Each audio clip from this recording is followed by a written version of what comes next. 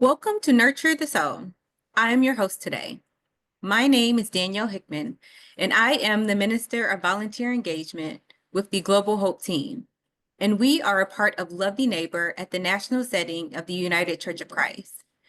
Nurture the Soul is a weekly webinar series that provides you with a multitude of practical, educational, innovative, and formational resources to engage with the critical topics facing our communities right now. This webinar centers curiosity and care towards the collective liberation for all God's creation. We feature an array of thought leaders to delve deeply into topics that help us live into the gospel for such a time as this. Beloveds, we hope that this virtual space is a space for connection that cultivates a curious and loving community, and that you join us every Thursday at 3:30 p.m. Eastern Standard Time for Nurture the Soul, and from time to time, look for special offerings. You can find a full list of upcoming digital program offerings at ucc.org/events or any of our social media platforms.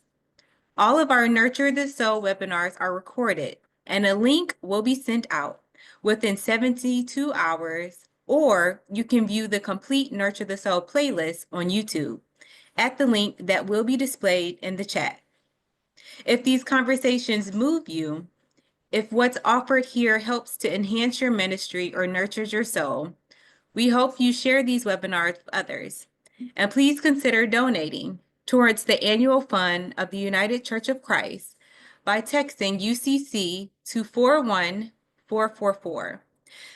These small tokens have huge impacts in helping us resource you and your community in innovative and engaging ways. Thank you for supporting us, and thank you for being with us today. Before I introduce this week's guest, I'd like to remind you to use some features that can be found in the bottom of your Zoom screen.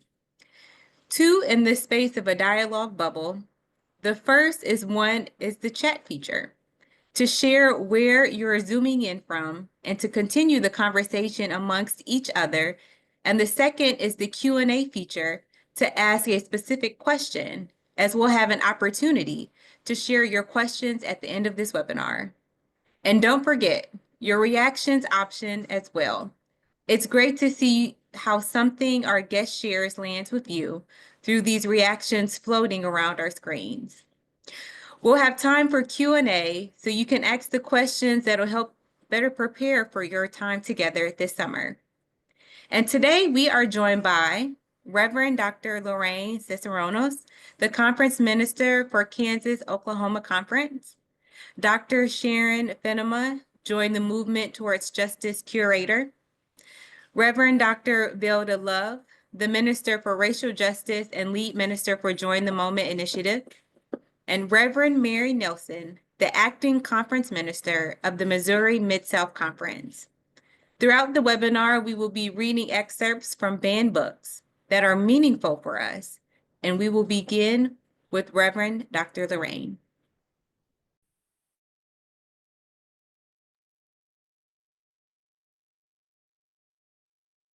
I'm bringing to you a reading from The House on Mongo Street by Sandra Cisneros. This book was caught up in a lawsuit banning Mexican-American studies in Arizona. And so the students brought forth the lawsuit because of the ban, and this book was part of it. The story is Geraldo, no last name. She met him at a dance, pretty and young. Said he worked in a restaurant, but she can't remember which one. Geraldo, that's all. Green pants and Saturday shirt. Geraldo, that's what he told her. And how was she to know? She'd be the last one to see him alive. An accident, don't you know? Hit and run. Marin, she goes to all those dances. Uptown, Logan, Embassy, Palmer, Fontana, the Manor. She likes to dance. And she knows how to do cumbias and salsas and rancheras even. And he was just someone she danced with, someone she met that night. That's the story. She said it again and again, once to the hospital people, twice to the police. No address. No name, nothing in his pockets. Ain't it a shame? Only Marin can't explain why it mattered. The hours and hours for somebody she didn't even know. The hospital emergency room. Nobody but an intern looking all alone, working all alone. And maybe if the surgeon would have come, maybe if he hadn't lost so much blood, if the surgeon had only come, they would know who to notify and where. But what difference does it make? He wasn't anything to her. He wasn't her boyfriend or anything like that.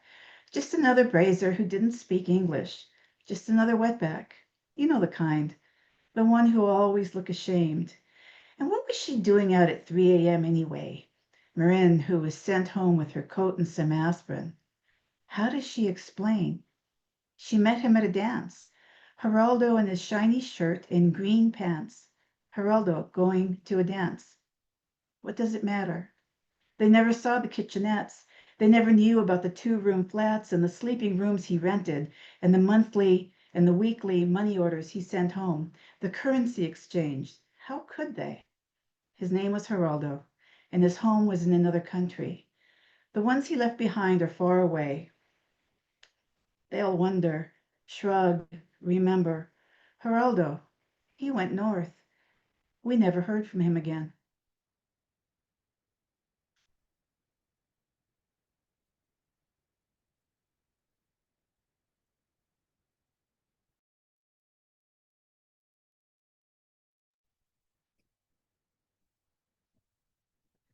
The practice of banning books has been at an all-time high.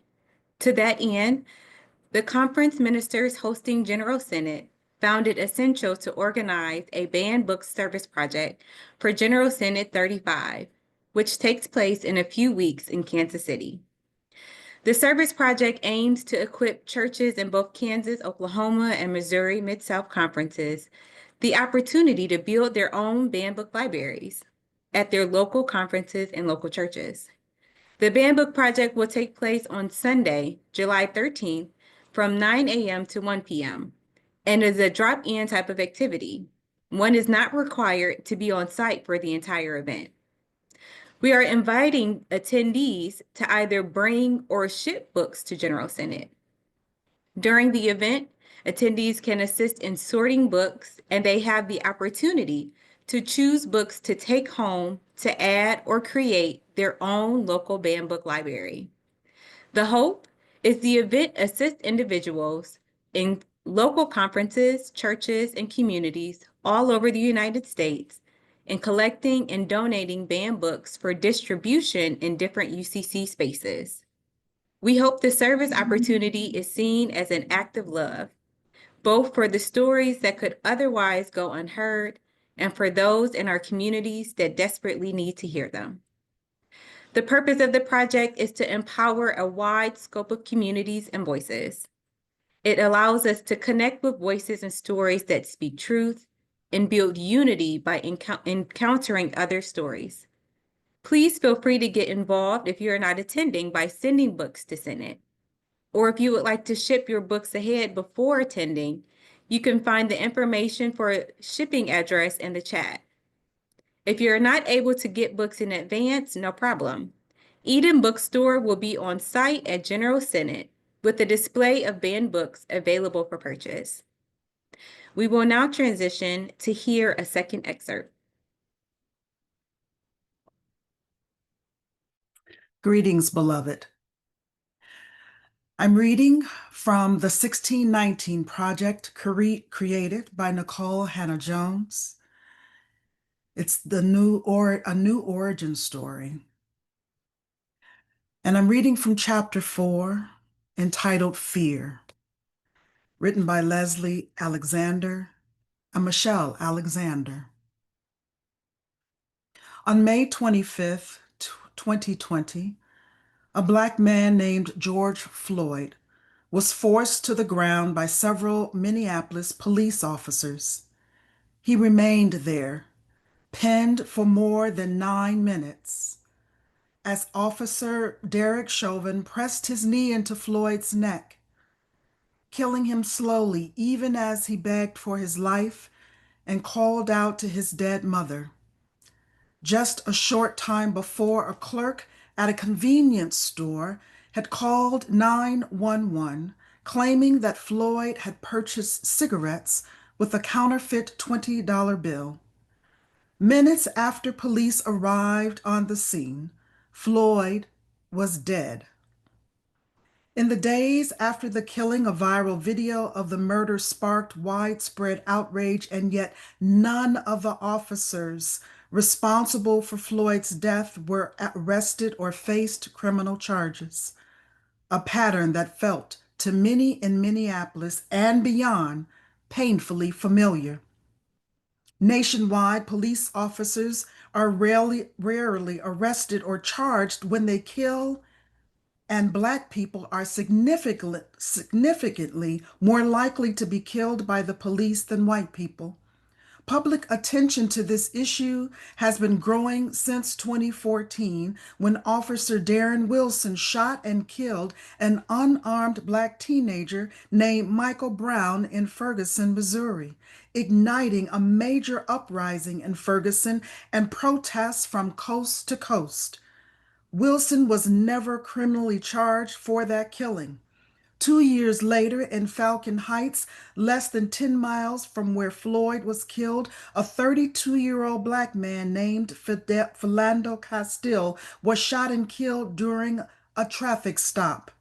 No officers were found guilty of any wrongdoing, even though that tragedy was live streamed on social media and provoked a national outcry. And just 2 months before Floyd's death, a 26-year-old Black woman named Breonna Taylor was killed in her Louisville, Kentucky apartment when white plainclothes police officers searching for evidence against a suspected drug dealer broke into her apartment in the middle of the night with a battering ram and sprayed her home with bullets. Again, no officers were held accountable for the killing.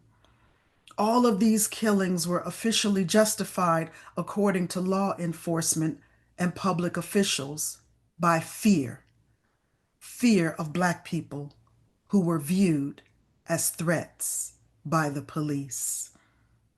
This reading and this book is important. It chronicles not only the lives of my own ancestors, but the lives of those who have suffered under police violence to protect white property and white people. That is our history. We cannot ban these books. We must read them, and we must read them inside and outside of the church. May it be our call to read.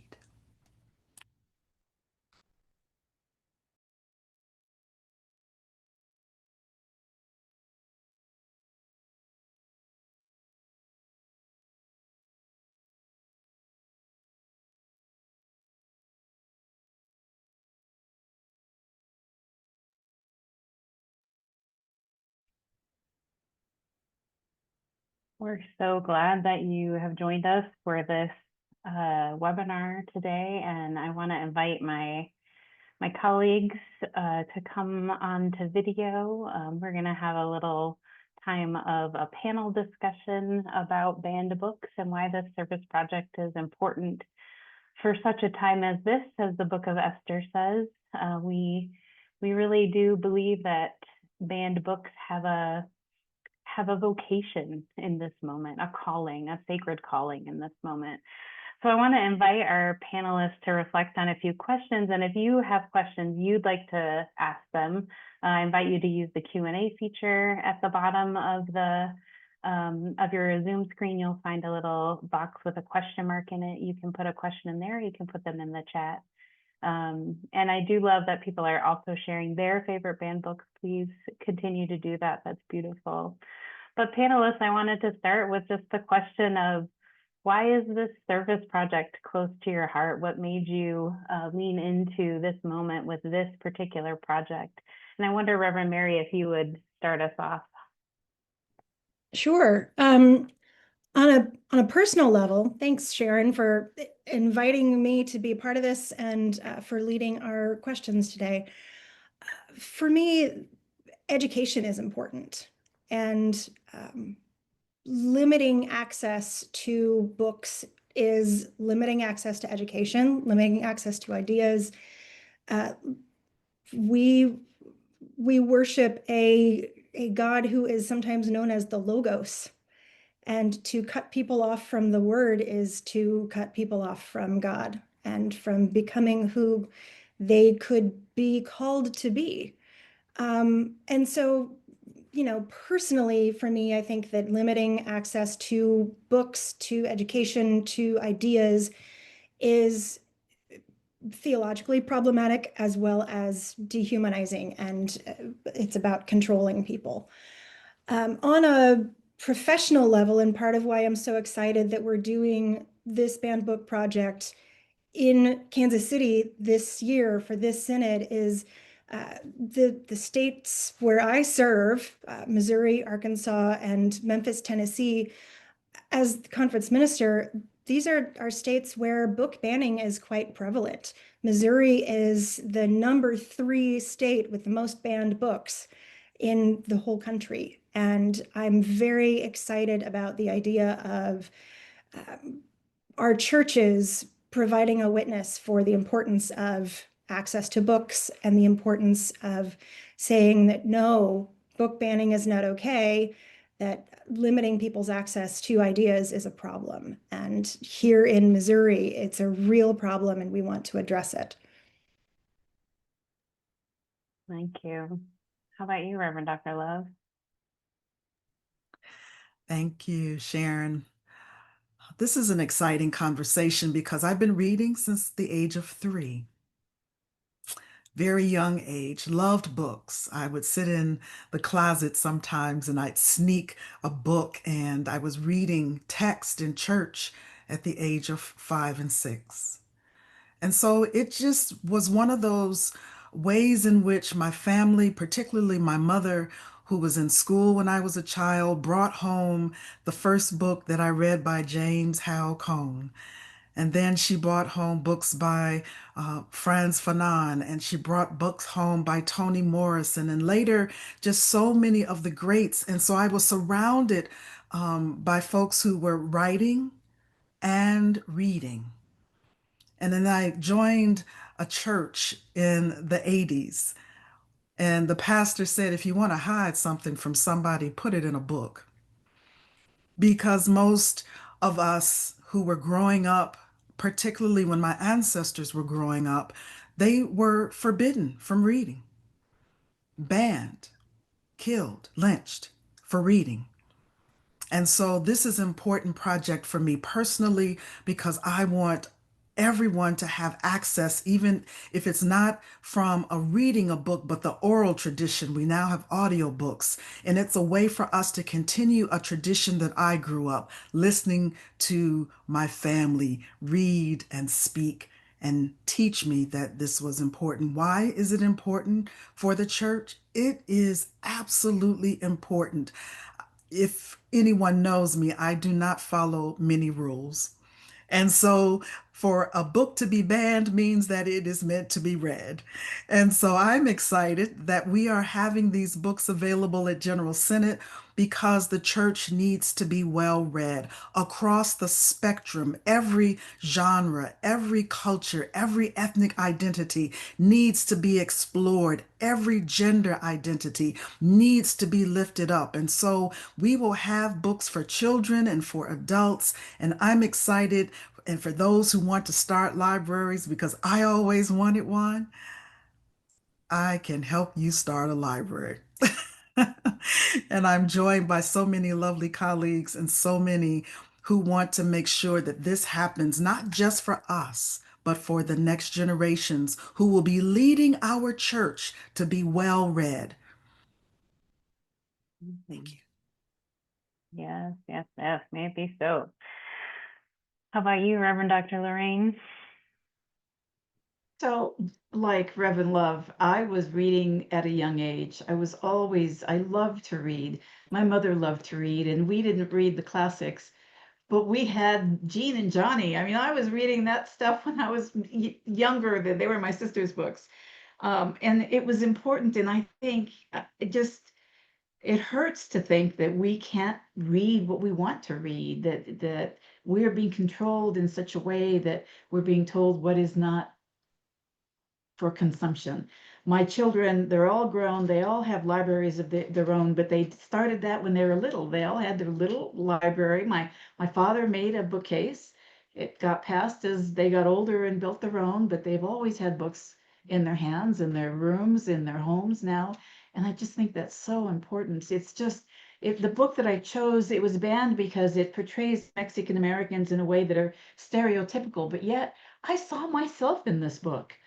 The things that I experienced in my family, it was like, oh my gosh, there's truth in some stereotypes, not all. And this is by a Mexican American woman who understands her people. And I think when we can equip our churches to be able to understand others, to put their mind and where another person is, what their life was like, what they experienced, the marginalization, the non-marginalization. It doesn't have to be that. I mean, the Decameron is banned. That's crazy to me that that book is banned. And yet, I think there's a movie star that just wrote a book. She has red hair and she wrote a children's book about growing up with red hair, and that's on the list of being banned because nobody can be unique anymore. Nobody can be authentically who they are. And that's why I think it's important now. Too much of history has been left out when I was growing up, and now it's being erased. And having banned books just opens up an avenue of knowledge that we can't let go of. We can't let that be taken away from us. Yeah, for sure. Yeah, I always think about the fact that, there's so much that we talk about the way that our country in particular is like resegregating in some ways. And I always think about books as one way that we encounter difference that we don't maybe encounter in our daily lives, because many of us don't have that kind of diversity in where we live or who goes to our church or who we encounter on a regular basis. So if we start cutting off the possibility even to imagine relationship with people who are different from us, how much we will miss in this world from that. So I really appreciate hearing all of you talk about why working in resistance to book bans is important to you. And I'm curious, this moment is such a unique one. I know we've been in similar places before in this nation, and we have a long history of this kind of repression. But I also think there's something new and different that's happening in this moment. With the rise of authoritarianism and a really strong backlash against some of the civil rights and other movements that have been largely becoming more successful. And also just thinking about what it is to be in this moment of rising Christian nationalism as Christians in the United Church of Christ. So I'm curious from each of you, your reflections about what does it mean? Why is creating a banned book library important now in this particular moment? What do you see as the importance of a church, for instance, creating a banned book library in this moment? I wonder, Velda, if you'd start us off. Yes, thank you, Sharon. It's important because we should know our history. I am a huge cultural historian and cultural anthropologist, not by trade or education, but by interest. Certainly, having read for school, it is important that our churches really lean into understanding creation very differently, because there are so many of us that come from different streams of faith and spirituality that we have a very different understanding of the Creator. And so, why can't we read about that from our Native siblings and from our Mexican American siblings and from our Arab siblings and our Palestinian siblings? Why should we not be able to read about other people's cultures and beliefs and understanding of who they have become and why they are here? This becomes important right now because we have to push back. I'm part of the 60s, and so the movements of our time in the 60s forward. I mean, we have been part of a movement since we arrived, and we've always been part of movements before we got to North America. Movement is what people do, and so now we're taking up a new banner of movement to make sure that no one is restricted because a government wants the nation to be predominantly white. And we need to tell the truth about racism and xenophobia that is happening globally. We need to read about it more globally so that we have a better understanding we are not alone. Thank you, Velda. How about you, Lorraine? Why now? It's a perfect way to resist, period. These books foster understanding of people, like you said, that we will never know otherwise. And I just read in the comments that the church had started a children's banned book library, and now the moderator doesn't know what to do with it. Well, the kids start reading it, and you start talking about it as if they're not banned, as if it's just natural to talk about people who are different than you with love and care. And I think that's for many of us. How do we resist? How do we stand against the wave that's overtaking us? It could be as easy as reading banned books and discussing them with others. Love it. Thank you. Mary?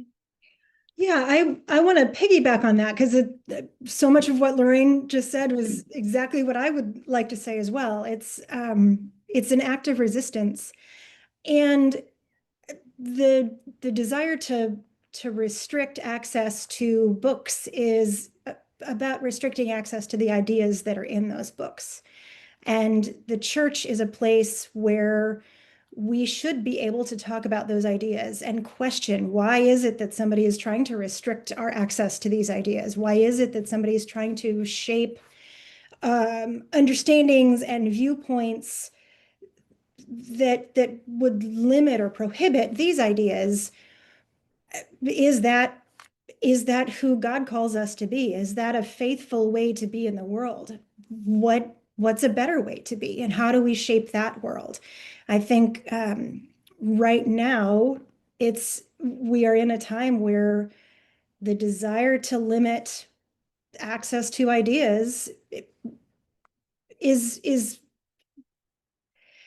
it's even more dangerous than it has been in the past, and we have to equip one another, and we have to equip our communities to think critically and to have to know what it is they're reading and why it is they're reading ideas that matter.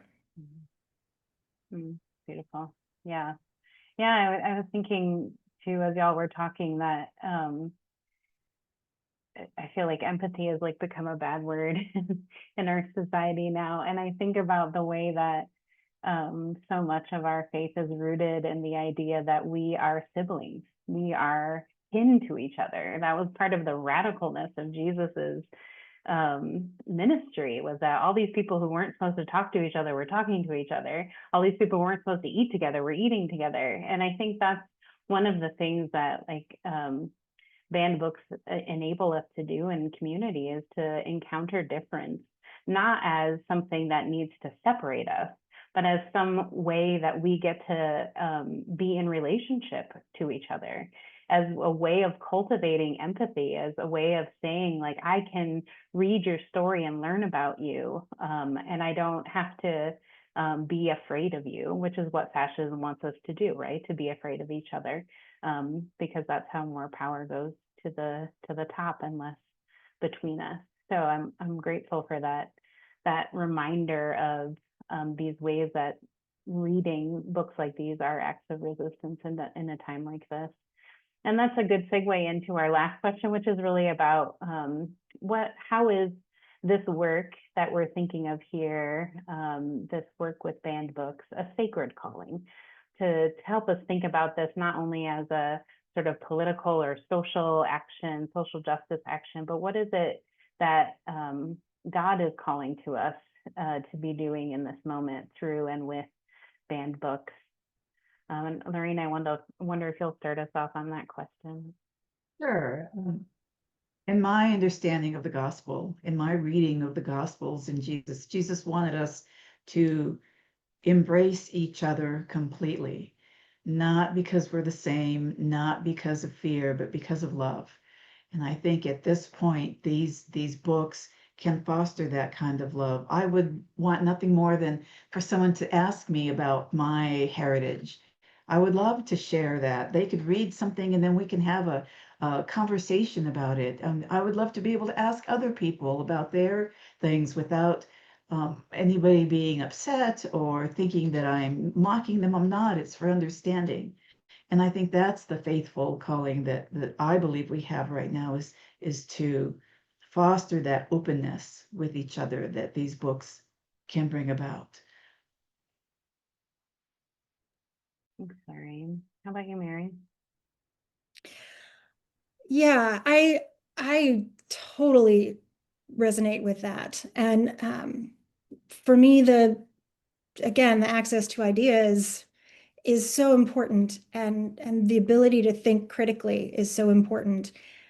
And reading is something that brings me closer to God, that helps me develop my faith more strongly. And I want that for everyone.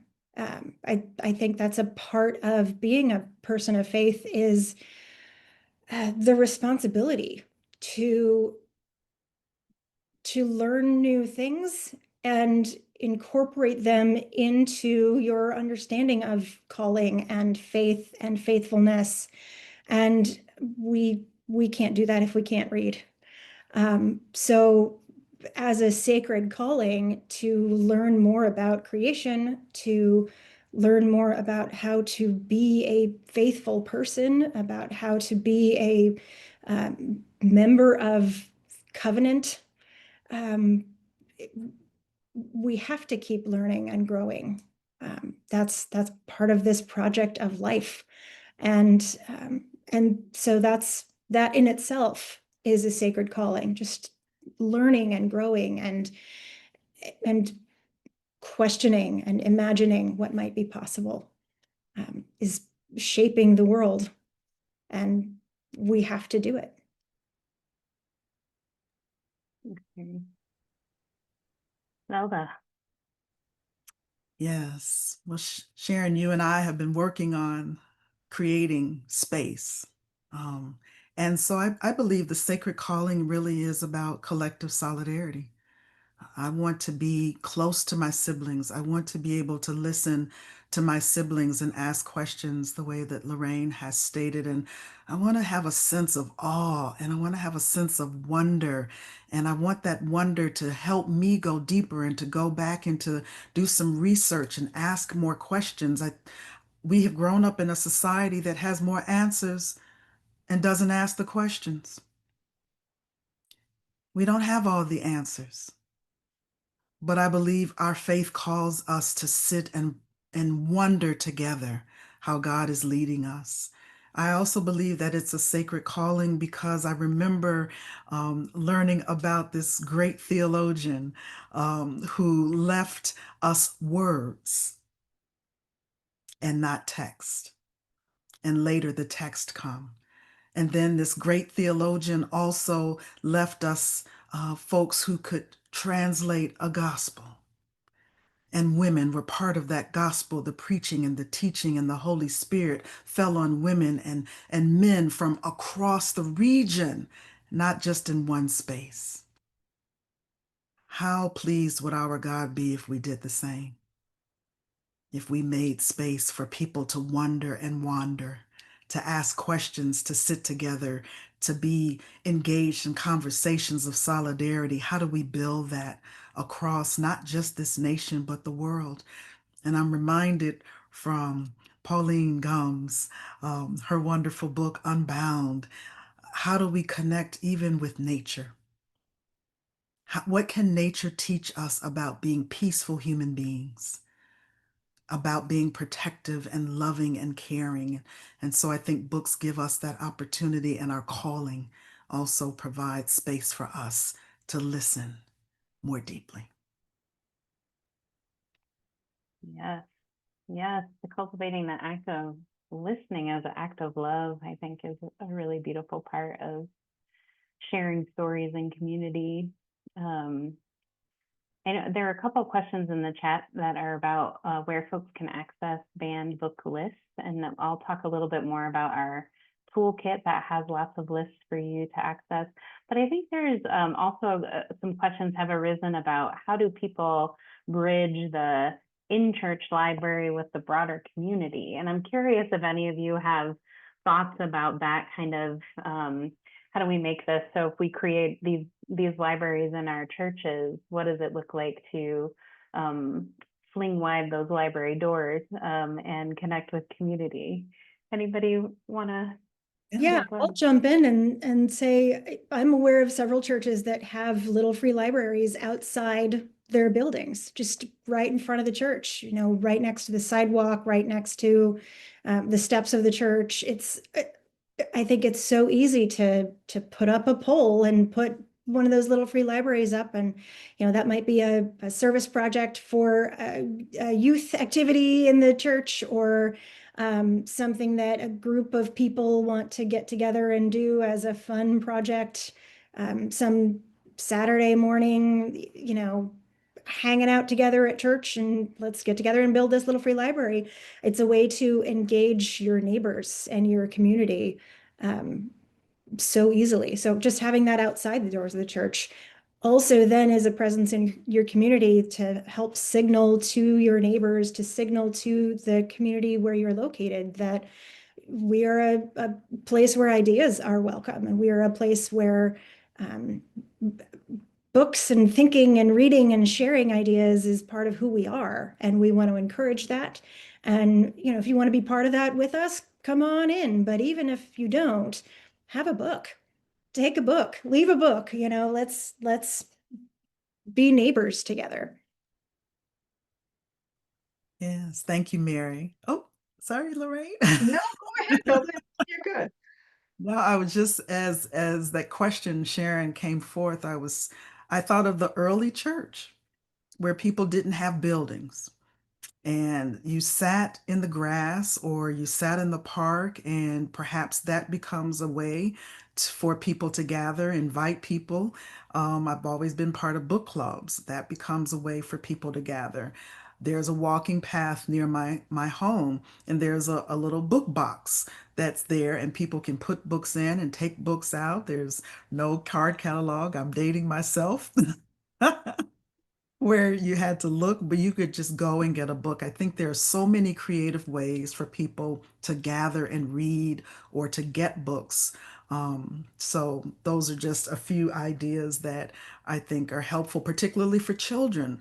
You know, on a Saturday or after church on a Sunday, you just gather them, you get them some ice cream before they get to, you know, rambunctious, and you sit them down and you read, or you ask them what would they like to read. And so we'll have lots of children's books at Synod that they can take home with them.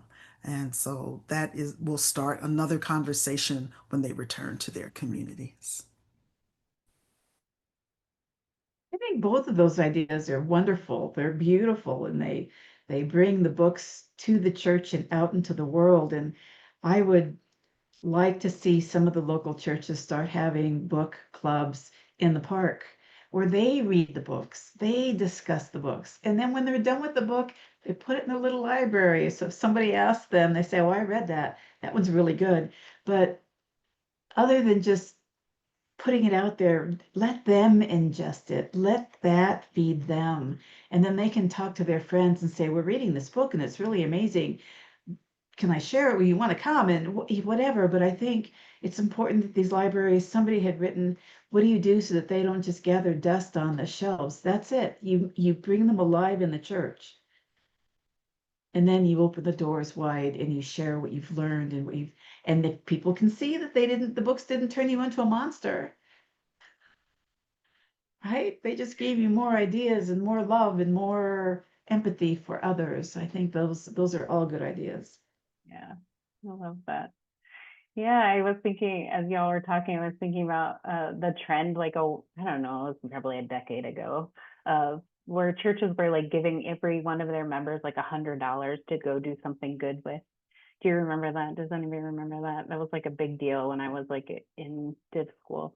So now I'm dating myself. But I'm thinking about like, what if churches gave every one of the people who were in a worship service a book that they could share with somebody else, and see what seeds are planted by that act of generosity with our stories.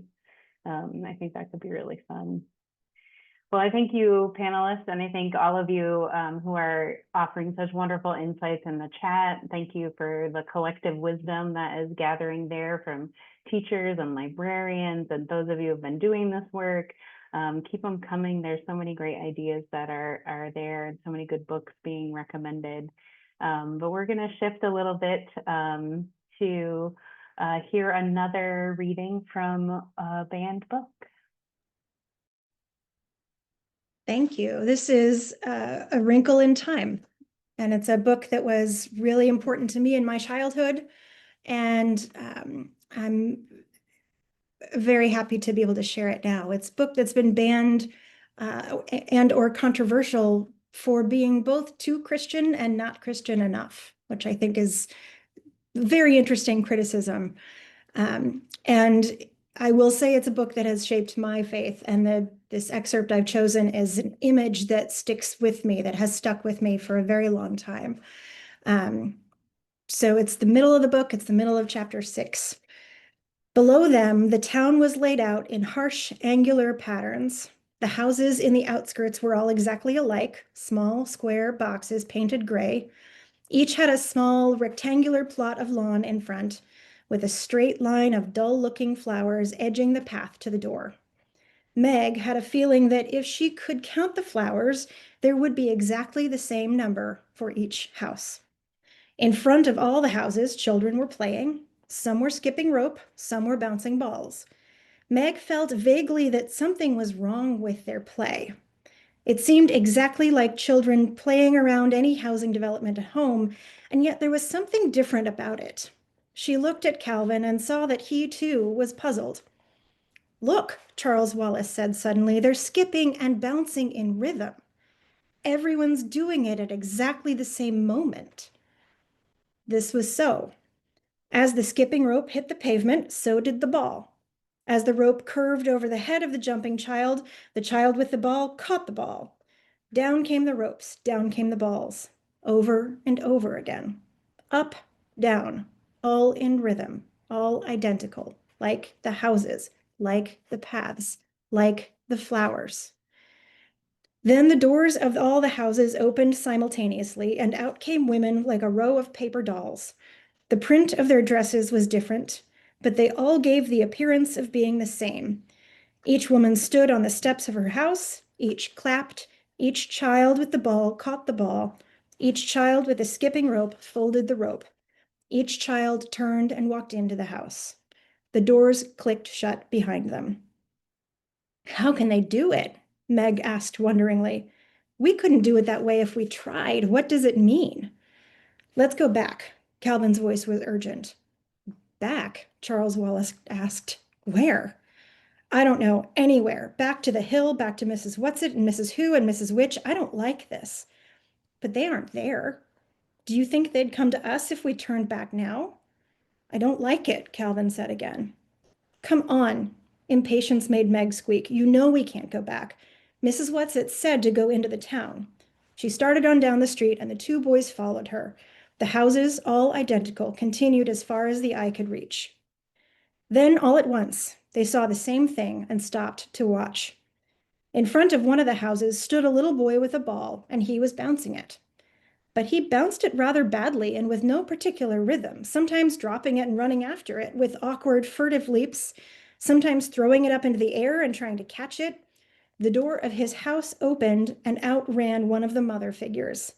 She looked wildly up and down the street, saw the children, and put her hand to her mouth as though to stifle a scream, grabbed the little boy, and rushed indoors with him. The ball dropped from his fingers and rolled out into the street.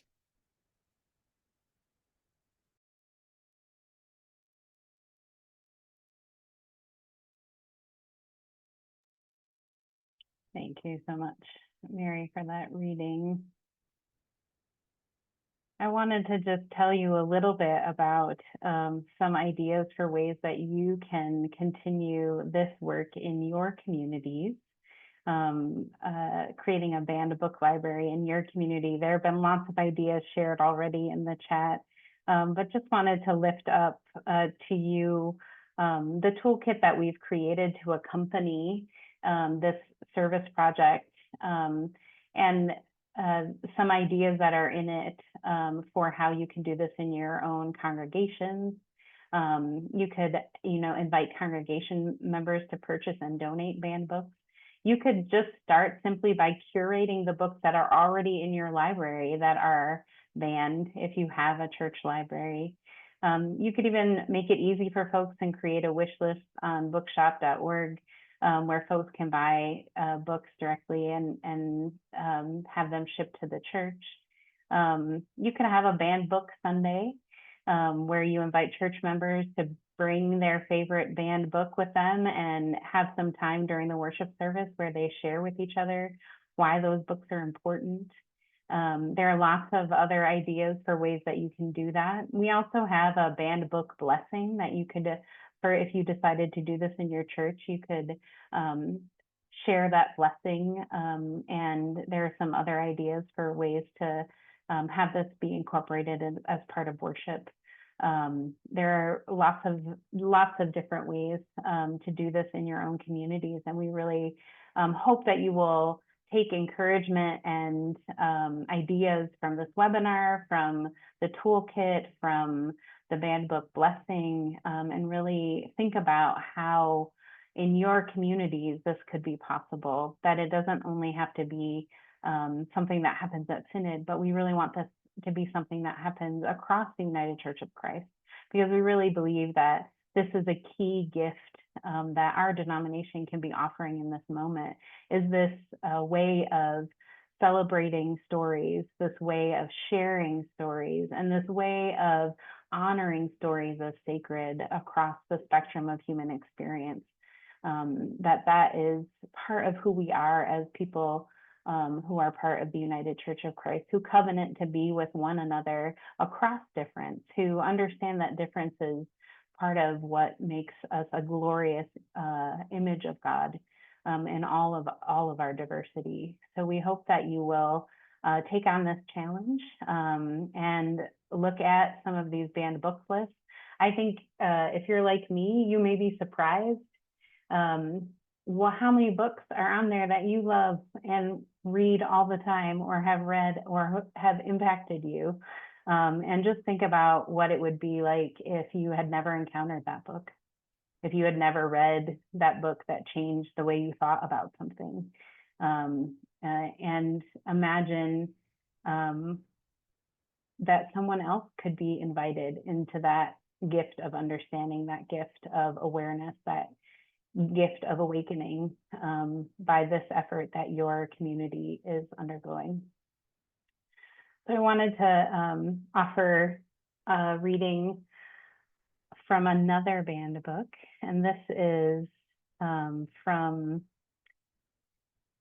Angels in America by Tony Kushner. And this book is very important to me because it gives a snapshot of a moment in time in gay communities during the AIDS crisis in the 80s and early 90s, where folks were experiencing just tremendous amounts of death and pain, and also really beautiful moments of healing and community, and the complicatedness of this. And I feel like Tony Kushner's book just offers us a glimpse of that moment.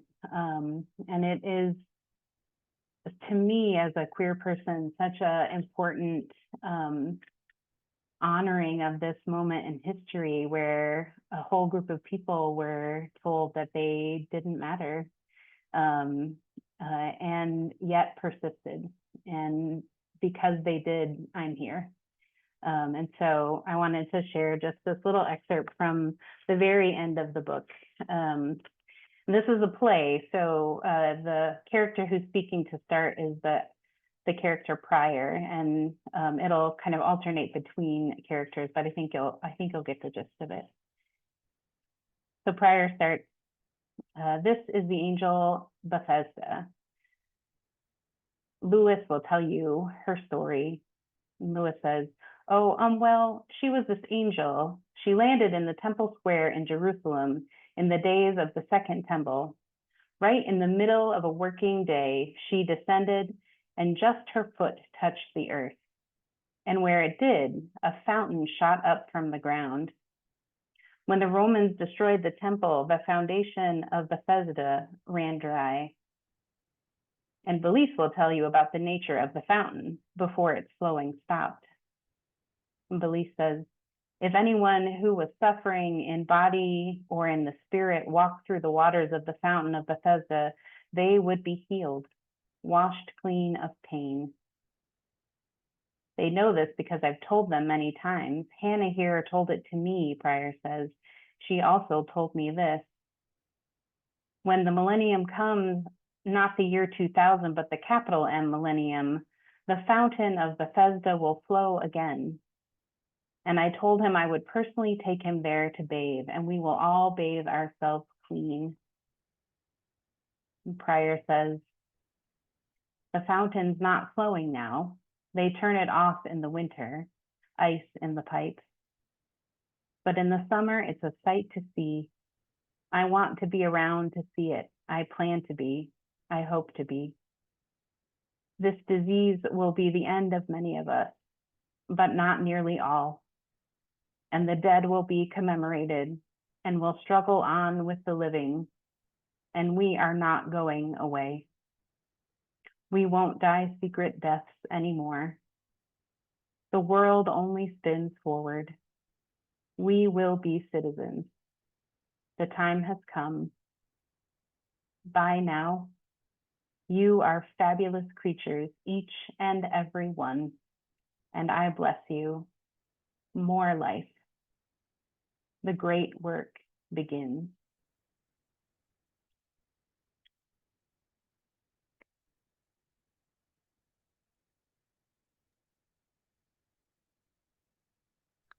Thank you, Sharon. We've come to that space and time where we have spent precious moments together.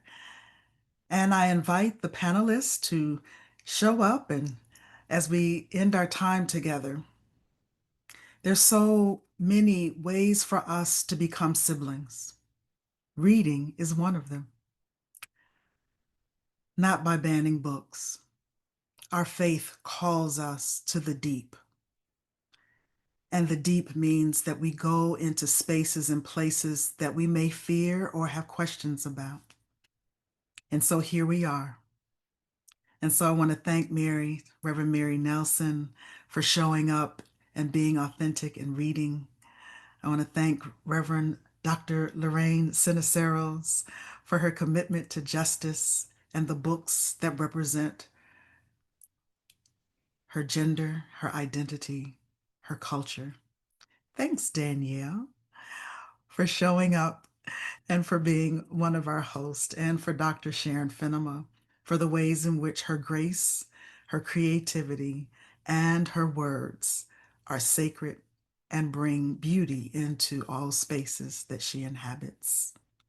And we pray together. This is an excerpt from Blessing of a banned book. Where minds are closed and hearts are hard, bless these books to be a blessing. Where uncomfortable realities and challenging histories are feared, avoided, and silenced, bless these books to be a blessing. where the desire to protect privilege and shield some from distress outweighs the need to hear truth and love justice. Bless these books to be a blessing. For those who need to know they are not alone, who cannot imagine a future for themselves, bless these books to be a blessing. For those who cannot find their divine image reflected anywhere else, bless these books to be a blessing. For those whose flourishing depends on learning all the histories, hearing all the stories, and asking all the questions, bless these books to be a blessing. Source of all knowledge and understanding, storyteller of creation, life-giving word made flesh, use these books to expand our hearts, ignite our imaginations, and draw us closer to you, that we might journey courageously and compassionately toward your dream of freedom and justice, mercy, and love. Amen.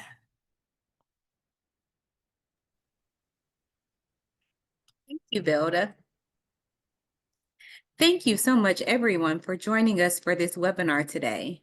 And for our presenters, what a gift to have you in this world, caring for all God's people and bringing to light the importance of highlighting stories that touch our spirits and ignite our souls. We are taking a longer break this year as staff and volunteers prepare to go into the deep with General Synod 35, but we'll be back towards the end of July. Sign up for our newsletter or visit ucc.org/events for the upcoming digital offerings from the National Ministry setting. We hope to see you all at the Banned Book Project at General Synod. Have a great rest of your June.